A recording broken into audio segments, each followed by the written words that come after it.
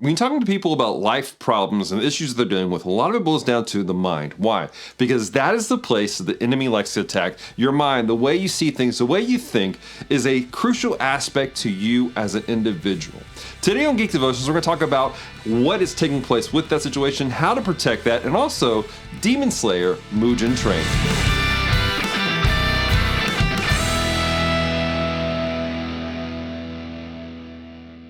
Hello, devoted geeks, and welcome to Geek Devotions, a show from devoted geeks who are devoted to letting you know that you're loved. I'm Dallas. I'm so glad that you hit the play button today. If you're new to our show, we take geek pop culture items like movies, video games, comic books, and anime, and use it to let people know that they're loved. So if you don't watch past this moment right here, right now, know this: we love you, care about you.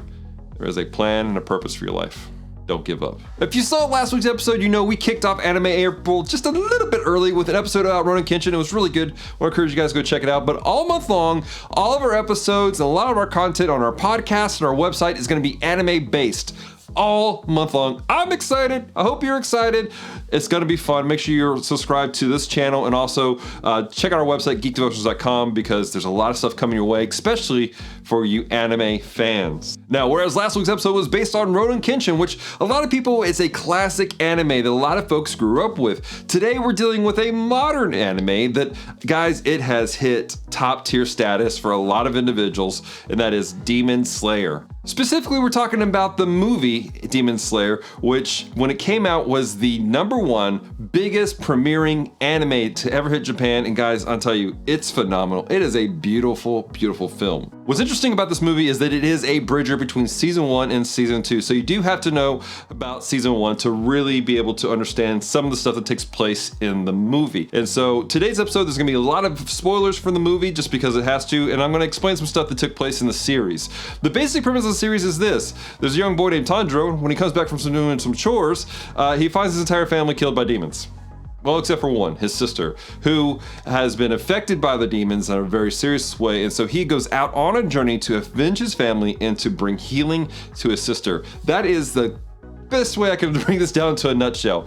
But to do this, he joins a group called the Demon Slayer Corps, which at the top of the Demon Slayer Corps are these individuals called Hashiras, which are like the best of the best. One of those best of the best is a guy named Rengoku, who is the Fire Hashira, which, to be honest, gives me some real All Might vibes when you hear him talk and when you see him just doing life. Now, this movie specifically picks up kind of bleeding over a little bit with the final moment of the last episode of season 1, and where Tanjiro and the gang are getting on this train. Now, they think they're on this train to travel to a destination to meet up with a Hashira, Rengoku, to fight a demon. Because that's what they do.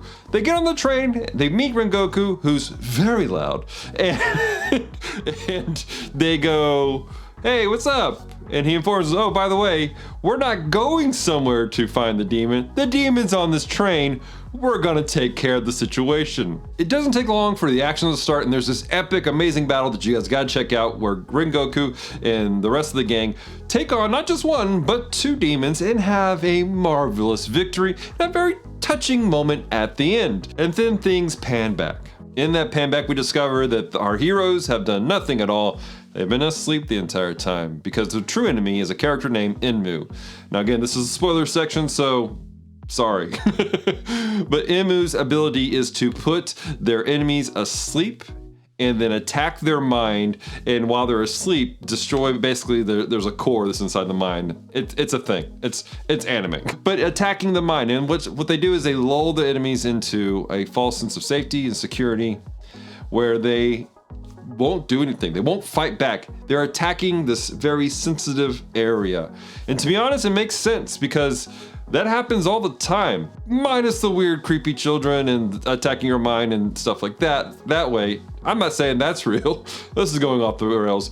But your mind really is a place that's attacked on a regular basis, because what happens up here dictates everything about your life.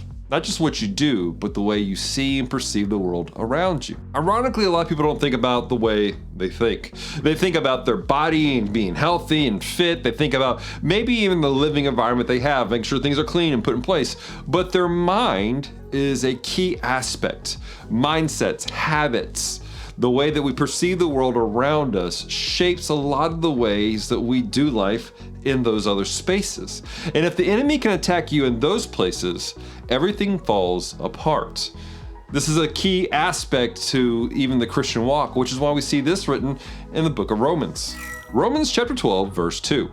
Do not be conformed to this world, but be transformed by the renewal of your mind, that by testing you may discern what is the will of God, what is good and acceptable and perfect. The scriptures call us to transform our mind, to literally change the way we think. That word transform is the same vocabulary as transfigure, and it means to divinely change and to become something different. We have to change our mind and think about the ways God sees things, guys. We have to be able to see people the way God sees people. We have to be able to see ourselves the way God sees us. We have to be able to see the world around us the way God sees the world around us. As we do this, we're able to tackle on some of the greatest things that are thrown at you.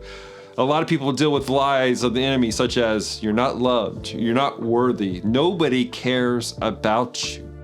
And all that, guys, those are real emotions you have, but they're not true. You are loved. You are cared for. There is somebody who cares about you right now.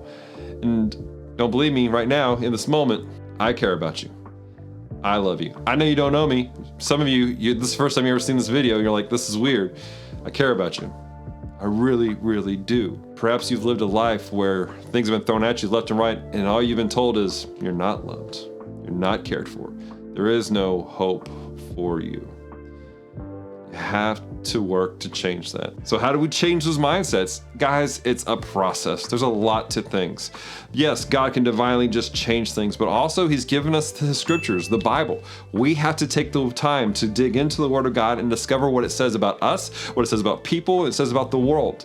We have to be able to find ourselves in a time of prayer on a regular basis, guys. God wants to talk to you in a real way through the scriptures and through prayer. And if you're not taking the time to clear everything out and just focus on him, you're not going to discover the truth of what he wants you to see and what he wants you to do. Sometimes making these changes takes drastic actions. Sometimes you got to shut off some friends. Sometimes you got to change your lifestyle a little bit so you can really focus on what God has to say. In the movie, Tanjiro has to do some drastic things to break out of the lies of the enemy. And I mean some drastic things. This is not a kid's movie, guys.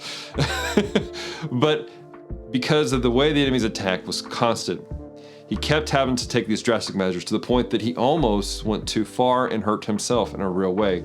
Fortunately, another character, Inosuke, jumped in at the last minute and saved him and helped him to recognize he was going a bit too far. In our lives, we have to have a community of individuals, of believers who are there walking alongside us, reading the scriptures with us, studying the Bible, praying with us, helping us to make those drastic changes in our personal life so we're no longer falling into the lies of the enemy, but also to help bring balance to our lives. Because sometimes in our zeal, and our passion, we maybe take things too far and we're no longer in a balance. We've done things with a good intentions, with a good heart, but we're gone to the point now where we're hurting ourselves in a whole other way. We have to bring balance. And again, that only takes place in proper biblical community. So my challenge to you guys is find some time to get away and be with the Lord. Change your mindset. Allow God to transform your mind and to take these deceptive thoughts captive and be who God's called you to be. Do what he's called you to do. Know what he's saying on a regular basis. You're loved. You're cared for. There is a huge plan and a purpose for your life if you will embrace what God has for you. Hope you guys have enjoyed this. My question of the day for you is this: what is your favorite modern anime? I've really been enjoying Demon Slayer. It's really fascinating. It's really interesting. Celeste and I are about to jump into season 2 now that we've finally been able to watch the movie. So let me know in the comments right down below, what's your favorite modern anime? I also want to take some time to thank all of our patrons who support what we do here at Geek Devotions on a regular basis, including our new patron, Leah Richardson. She gets a shout out, so I shouted that. But all these patrons you see on the screen right here right now, they support us on a regular basis for as little as $1 a month. And we appreciate them, not just because they support us financially, but they support us with their prayers, their encouragement. These are not just people who give money. These are friends, guys. And we are so thankful for them. And if you want to become a devoted Patreon geek, check out our website, geekdevotions.com, and check out our support page. I also want to invite you to check out all of our social media platforms, Facebook, Instagram, and Twitter, Geek Devotions. Get connected, get plugged in, be part of our community because, guys, there's some amazing people who want to encourage you and do life with you and love on you. Until next time, stay devoted. Peace and love.